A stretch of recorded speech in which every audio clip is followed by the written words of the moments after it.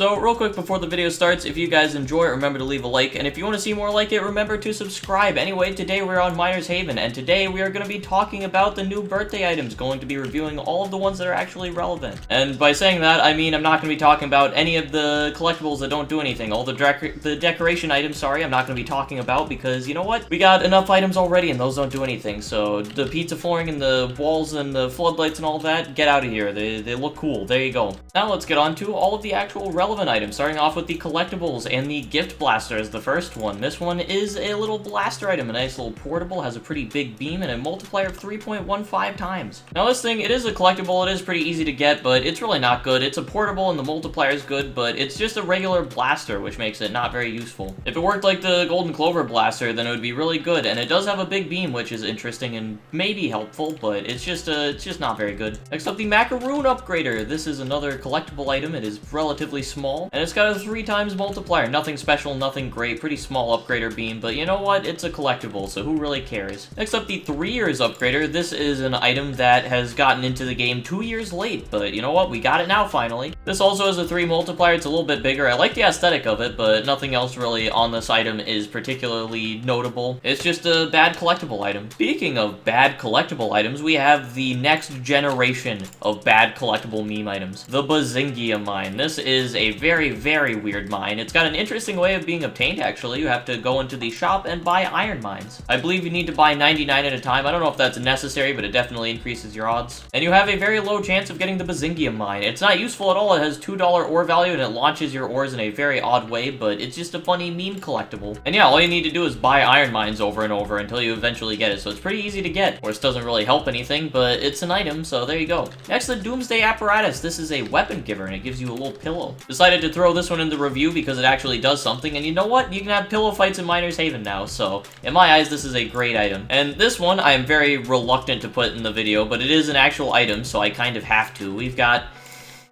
the ore gilder. It pains me even just having to say that at all, but yeah, we got the ore gilder. It is very aesthetically similar to the ore memer, except with a cat head for far gild. Memes aside, I actually quite like the aesthetic on this one. I like the purple, and it's got kind of like a floaty cloud slumbery type feel to it, and it's got a 3 times multiplier. It's not a particularly useful item, and it's far gild, so I hate it. Moving on to the Rebirth tier items of this update, starting off with the Skyliner Flux. We got my item. It's named after me, and unfortunately, it's pretty bad. They life 1000 rarity 7 item, 4 times multiplier, and you can use it 3 times. Can't think of many situations where you'd actually find yourself using this, but it is an item that exists, and if a 4 times hydraulic item like this where you drop ores into it sounds useful to you at all, well, you got it now, so there you go. Next up, we've got a couple of ultra rare decimal item rebirth items. Both of these are going to be limited, by the way, so if you want to get them, start grinding and rebirthing hard for them, because you don't have too much time, and they're decimal rarities, so you want to try and get them. First of all, the King Birthday Cake, though. This is a very large upgrader. It's a converter conveyor, so it starts off normal and then goes up to a slightly raised. It has a base multiplier of 50 times, and then the multiplier goes up by 10 for every cake-related item that you use and upgrade ores with before it. You get the boost from the red velvet cake, the chocolate cupcake, the blueberry pie, the strawberry cake, and the caramel birthday cake. For some reason, the blueberry pie is thrown in there. I don't really understand that. But yeah, in terms of actual multiplier, this item can be pretty decent, especially if you're at a low life. It starts off as just a life 0 item, so if you get this early on, it is very, very powerful. For most late game players, though, this thing really isn't useful. The beam is small, it's a converter conveyor, which slows things down for speed, and for meta setups, this thing is really not useful. It's way too big.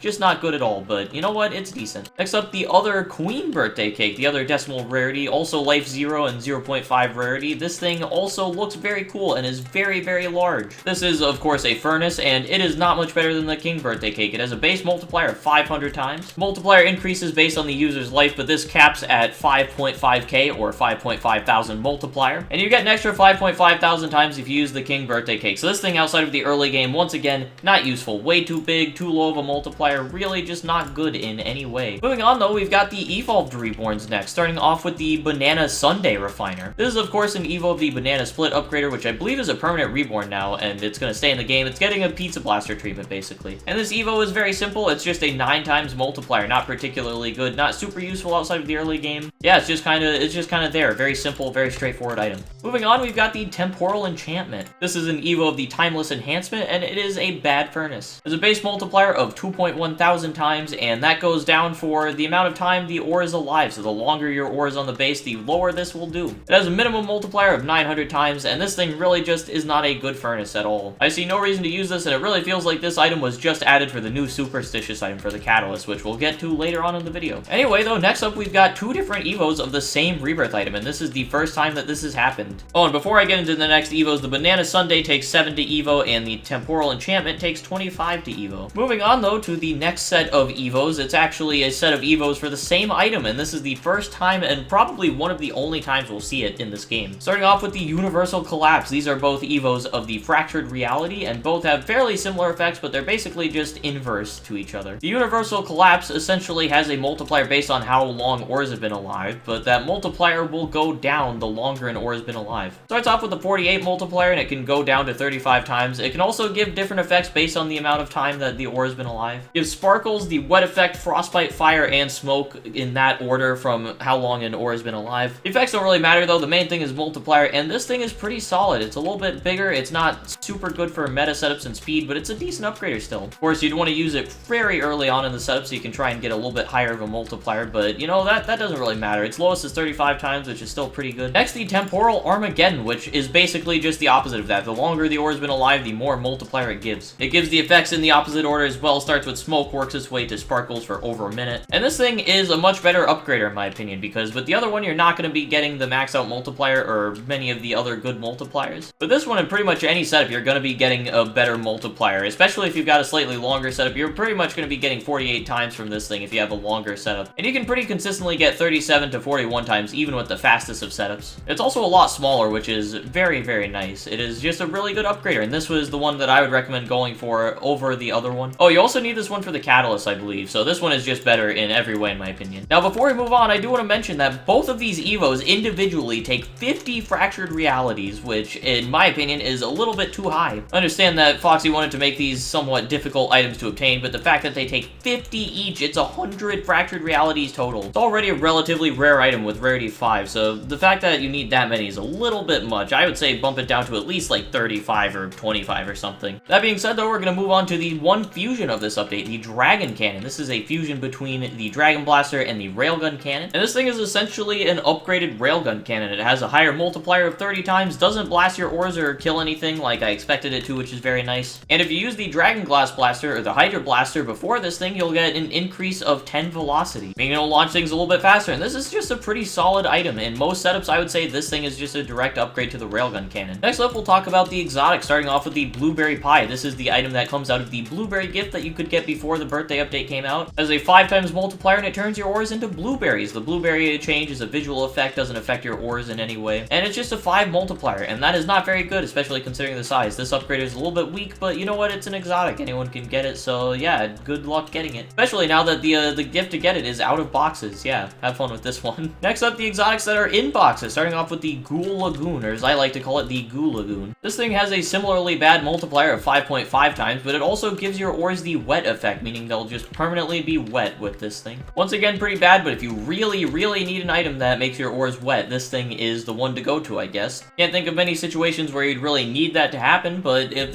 you really do need it, this item does exist. I also like it just because I can make the SpongeBob reference with it. That's a very nice touch, very nice feature of the item. Next up, the Sacred Totem. This is another exotic in boxes right now. There's a slightly higher multiplier of 7 times, and it'll set your ores on fire, and it's also a way up high. This thing, once again, pretty bad, not very space efficient, relatively low multiplier. For certain setups, I guess it can be good if you're just going percent or need extra upgraders. But it's a way up high, it's got a relatively low multiplier and all that going for it. It also sets your ores on fire, so this thing, once again, not very good. Can't really expect much more from exotics, but not great still. Next up, the Red Velvet Cake. This is an upgrader similar in looks and functionality to the Strawberry upgrader. It is a little bit bigger than the Strawberry upgrader, but I would say it's a little bit better. It's got a 12 times multiplier, makes your ores red and neon, and of course it gives multiplier to the King Birthday Cake. This thing is not a great upgrader, but it's a little bit better than the other exotics, a little bit easier to use, and a higher multiplier, so this one is not too bad. We've got the Chocolate Cupcake, which is a 7 times multiplier item. Changes your ore to a brown color, and it stacks with the King Birthday Cake cupcake again. And this one isn't awful either. It's not great, it's not good for endgame, but it's got a decent multiplier and it's easier to use than something like the totem. Again, it's not very good, but if you just need multiplier, then I guess this thing is gonna be there for you. It'll be decent. Can't rely on it to make big plays for your setup, but if you need that extra little juice, you can go squeeze the cupcake of its chocolate. Next up, we've got the item that I'm about to get out of this red banded box right here. Damn, I wish that worked. Yeah, it's the Contraland. It's the only item from this update so far that I do not have. Unfortunately, I can't place it on my base to show you guys, but I'll go ahead and put a screenshot up of it on the screen right now for you to see it. As an 11 multiplier, or 15 times if the masked man is around on the island. And it'll apply random effects to your ores, those being smoking, sparkling, or it'll change its size. This item is one of the rarest box items, and it's not good at all. This thing is a very bad item. It sucks. Finally, we've got the superstitious tier item added in this update, which I'm sure a lot of you are wondering about, the Hourglass. Now, this item, when it came out, was met with some pretty mixed reception. A lot of people did not like it. A lot of people thought it wasn't very good. But honestly, this item isn't that bad. In fact, I think it can be quite powerful sometimes. Got a base multiplier of 70 times, and for every second that the item is placed down, that multiplier will go up by 2. Caps out at 270 times, or 100 seconds of the item being placed down. So if you have longer setups, you'll be getting a pretty juicy multiplier out of it. That being said, if you have a faster setup, like some of the higher life or endgame setups, this thing will not be as good for you, and in my opinion, it's not really worth using in the main upgrader line. But this thing also has another effect where it'll double your conveyor speed for having it just placed down. And this isn't a huge change. This isn't gonna, like, make or break your setup. You're not gonna be gaining, like, 30 seconds from it, but it's a pretty nice little small boost. Doesn't make a huge difference, but it's still there, and it's actually a pretty nice effect of the item. I know a lot of people don't like this thing, but I actually think it's pretty well balanced. It's not great for your upgrader lines, but it can still be used in longer setups, or if you just want to have it in anyway. It's not terrible MPU-wise, and it also has a pretty nice effect with the conveyor speed boost. I will say on the crafting side of things, this item is a little bit expensive. I think it's a little bit too much in my opinion. It takes a lot to craft this thing. I believe it's actually the most expensive superstitious item, and for its stats, it does not deserve to be the most expensive. It's a balanced item, I think. It's a good item, but I don't think it really needs to be as expensive as it is. That being said, though, I do think it is worth crafting, and I do think it's actually a pretty good item. And that is all of the different items added in this update. There was quite a few to get through there, so I hope you guys enjoyed it. Thank you everyone who watched the entire video. If you want to stay in touch with me, keep in contact, join my Discord server or my Twitter account down below. Yes, join my Twitter account. No, go follow it. We hit 500 followers, so thank you everyone who already follows it. Hope you guys enjoyed though. Hope you found this video useful. I'm not going to sit here and ramble to you at the end of the video. I'm going to head out. Peace, everyone.